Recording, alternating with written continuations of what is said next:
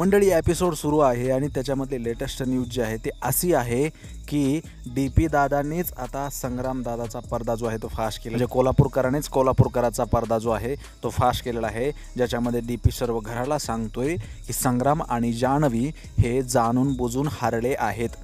त्यांचं आणि अरबाजचं डील झालं होतं की जाणून बुजून हारायचं, त्याच्यामुळे ते काहीच खेळलेले नाहीत आणि त्यांनी दोघाला सेफ करून घेतलं आहे आणि टीमसाठी ते काहीच खेळलेले नाहीत. आणि हे मी वर्षाताईंना सुद्धा म्हणलो होतो असं सुद्धा DP दादा म्हणताना आपल्याला दिसत आहेत. पण तेवढ्यात वर्षाताई त्यालाच तोंडावरती पाडतायत आणि म्हणतायत की मला असं काही म्हणलंच नव्हता.